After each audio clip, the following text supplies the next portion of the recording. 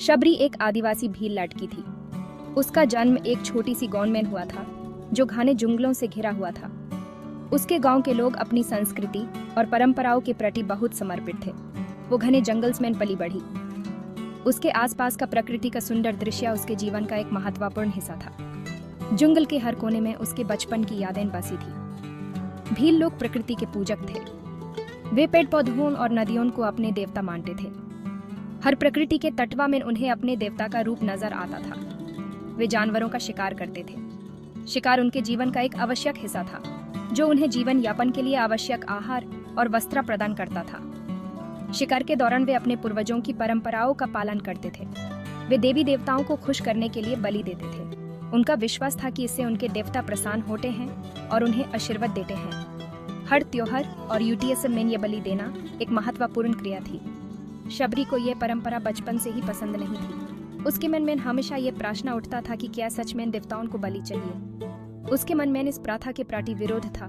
उसका हृदय दया से भरा था। उसने हमेशा सभी जीवों के प्रति करुणा और प्रेम का भाव रखा। उसके मन में सभी प्राणियों के प्रति एक विशेष लगाव था। वो सभी जीवों से प्यार करती थी। उसके लिए हर प्राणी एक जीवित आत्मा थी जो प्रेम और सम्मान के लायक थी। उसने हमेशा प्राणियों के साथ समय बिताना पसंद किया।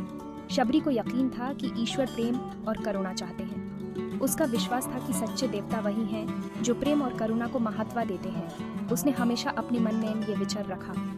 वो जानवरों की बलि नहीं देख सकती थी। उसके लिए यह एक अत्याचार था जो उसके मन को व्यथित करता था। उसने हमेशा इस प्रथा का विरोध किया। उसके मन में यह सवाल बार बार उठता था, क्या ईश्वर को खुश करने का यही तरीका है? उसके मन में हमेशा ये प्रश्न घूमता रहता था कि क्या सच में देवताओं को बलि चाहिए। उसने हमेशा इस प्रथा के प्रति अपने मन में विरोध रखा और एक नए रास्ते की तलाश की। समय बीतता गया। शबरी जवान हो गई। वह अपने गांव में एक साधारण जीवन जी रही थी जहां हर दिन सूरज की किरणों के साथ नई उम्मीदें और चुनौतियां लेकर आता था। गांव की गलियों में खेलते हुए उसने अपने बचपन को जिया और धीरे धीरे एक समझदार युवती बन गई। उसकी शादी की बात चलने लगी। उसके माता पिता ने उसके लिए एक उपयुक्त वर की तलाश शुरू कर दी। गांव के रीति रिवाजों के अनुसार यह एक महत्वपूर्ण समय था और परिवार के सभी सदस्य इस आयोजन में जुट गए थे। परंपरा के अनुसार शादी से पहले देवी देवताओं को खुश करने के लिए बलि दी जाती थी। ये एक पुरानी प्रथा थी जिसे गांव के लोग पीढ़ियों से मानते आ रहे थे। बलि के माध्यम से वे अपने देवी देवताओं को प्रसन्न करने का प्रयास करते थे। शबरी के पिता ने भी कई जानवरों की बलि देने का फैसला किया। उन्होंने सोचा कि इससे उनकी बेटी का विवाह सफल और सुखमय होगा। गांव के बुजुर्गों ने भी इस निर्णय का समर्थन किया। यह देखकर शबरी का हृदय कांप उठा।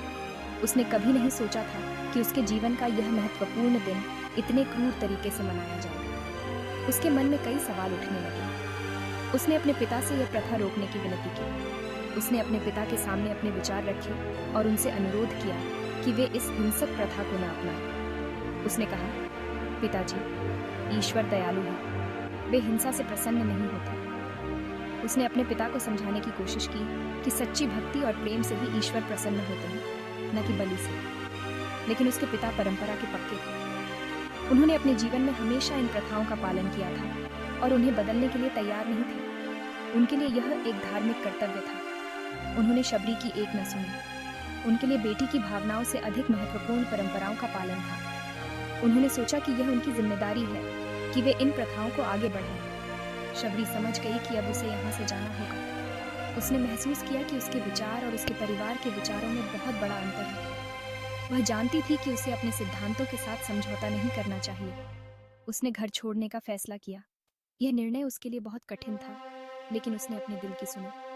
उसने अपने कुछ आवश्यक सामान पैक किए और अपने परिवार को अलविदा कह दिया। उसके मन में एक नई यात्रा की शुरुआत का उत्साह और अपने परिवार से दूर होने का दुख दोनों ही था। शबरी ने अपने गांव को आखिरी बार देखा और अपने नए जीवन की ओर कदम बढ़ा दिया। उसने अपने दिल में यह संकल्प लिया कि वह अपने सिद्धांतों के साथ कभी समझौता नहीं करेगी और एक नई दिशा में अपने जीवन को आगे बढ़ाएगी। उसने प्रकृति की गोद में शांति पाई और अपने भविष्य के बारे में सोचना शुरू किया।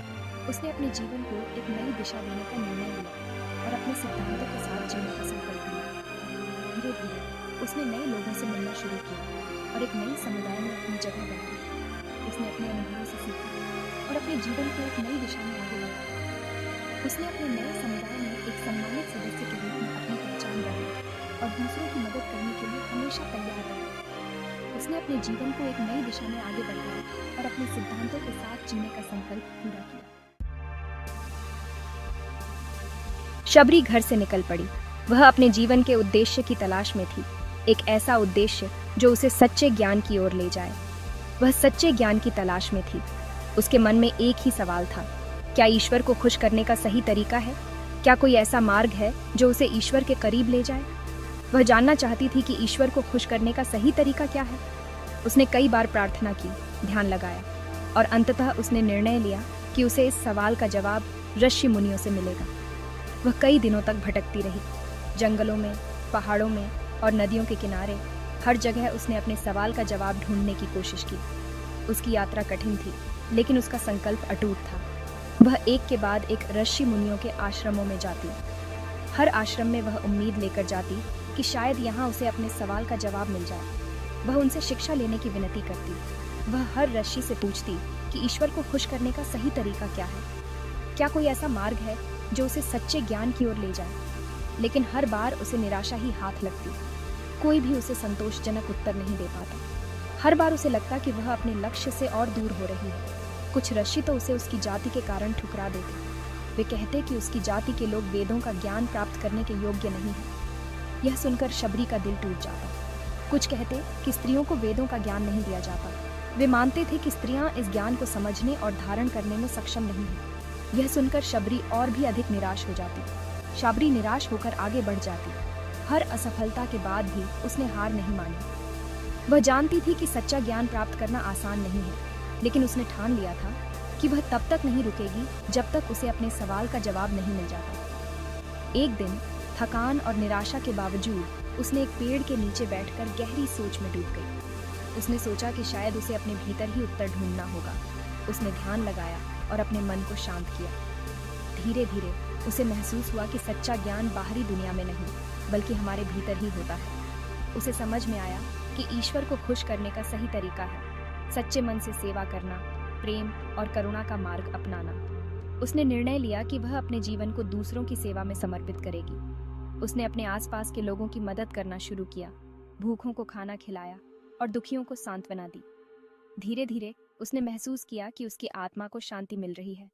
उसे समझ में आया कि सच्चा ज्ञान और ईश्वर की कृपा प्राप्त करने का यही सही तरीका है।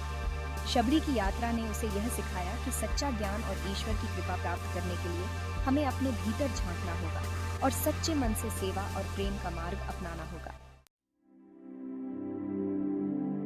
एक दिन शबरी घने जंगल में पहुंची। वहां उसे एक आश्रम दिखाई दिया। इस आश्रम में महान ऋषि मातंग रहते थे। मातंग ऋषि दयालु और ज्ञानी थे। उन्होंने जाति पांति का भेदभाव कभी नहीं किया। शबरी ने मातंग ऋषि को अपनी व्यथा सुनाई। उसने कहा, महाराज, मैं सच्चे ज्ञान की तलाश में हूँ। मैं ईश्वर को पाना चाहती हूँ। कृपया मुझे अपना शिष्य बना लें। मातंग ऋषि शबरी की भक्ति देखकर प्रसन्न हुए। उन्होंने शबरी को अपने आश्रम में शरण दी। मातंग ऋषि ने शबरी को धर्म कर्म का ज्ञान दिया। उन्होंने बताया कि ईश्वर प्रेम और भक्ति से प्रसन्न होते हैं, बलि प्रथा व्यर्थ है। शबरी ने पूरे मन से मातंग ऋषि की सेवा की। वह उनके बताए मार्ग पर चलने लगी। एक दिन मातंग ऋषि ने शबरी को बताया, बेटी, जल्द ही भगवान राम तुम्हारे आश्रम में पधारेंगे, तुम उनकी सेवा करना। यह सुनकर शबरी की खुशी का ठिकाना न रहा। वह बेसब्री से भगवान राम की प्रतीक्षा करने लगी।